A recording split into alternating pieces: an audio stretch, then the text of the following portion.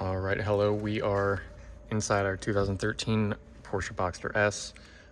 We are going to go over some of the basic and essential functions and controls for just to get you comfortable and familiar and to show you that everything is operating as it should. So to start, we have one key, left-hand ignition, because Porsche wants to give a nice nod to its endurance racing history with the left side ignition, doing the Le Mans starts back before, I believe it was 1969, I think the Le Mans start had its last run, but apparently it was quicker to get the car turned on and get the car in gear to get back out on the track. So inside the car here, you can see the dash display, 41,711 miles.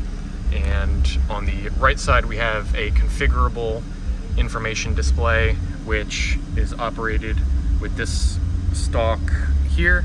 So you can cycle through audio, telephone connectivity, navigation, your trip information, tire pressure, and back to the standard vehicle information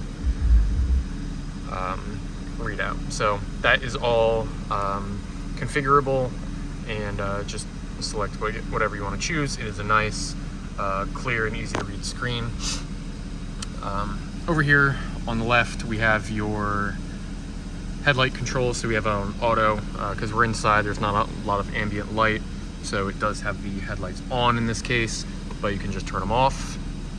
But if you go back to auto, you can see the beam pop up, parking lights, and if you want to just have the low beams on permanently, you can set it there, but auto works very nicely. It's pretty intuitive. So over here we have our window and mirror controls. So let's get the windows up and put them back down.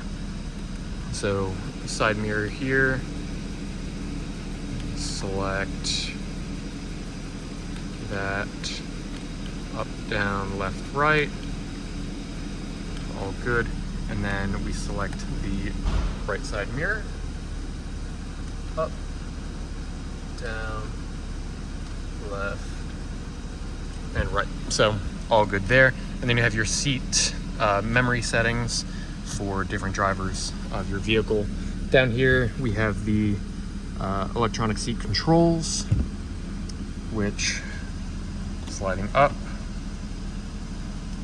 back, we can recline and bring it back up.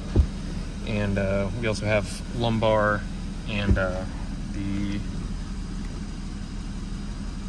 additional seating controls there. So all automatic, electronic. That is something you will find optioned on this vehicle. We also have the frunk release and the rear trunk release, which you could pop open right now, but believe us, that is functioning as intended.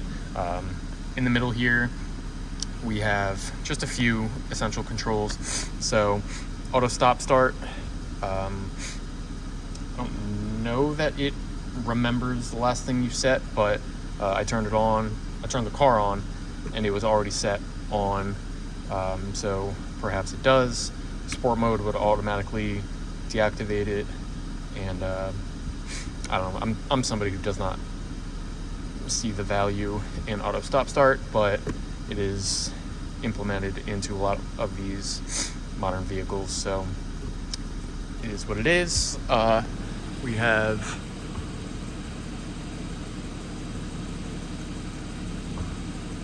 the rear wing going up and down as intended. We have a convertible top operation video separate to this, so you would pull this back to put the top down, pull this one back to put the top back up. Works as it should. So we have, additionally, optioned on this vehicle, we have heated seats. Let's press. Sorry, I'm not getting those presses. There we go. Okay, so this button for the heated seats seems to be a little sticky. Trying to get that set. We also have ventilated seats, that one clicking much nicer, but the heated seat button seems to be a little sticky. Ventilated seats for the passenger as well, all of those working as expected. And we have dual zone climate control. We can set the temperature for the passenger and driver. Fan speed will be consistent for both sides, or you can just set it to auto. Within the information display here, you have all of your controls for the radio or auxiliary functions, or as a driver, I just like to keep the map up. It's just, pretty, shows you where you are, and there's a lot of information that you can access elsewhere on the screen, but just having the map up, it's just a nice little distraction there.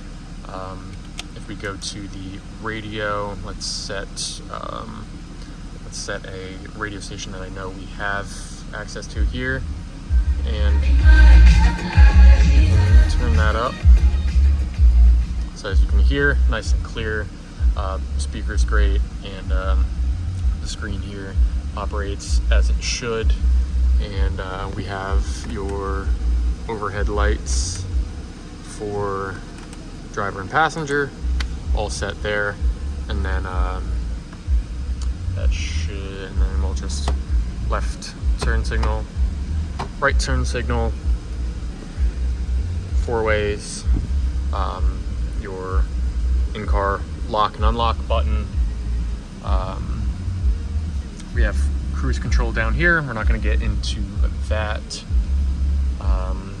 And then down here you have your electronic parking brake, which if your foot is on the brake, pull it to deactivate it, push it to activate it once more, and you are all set there. So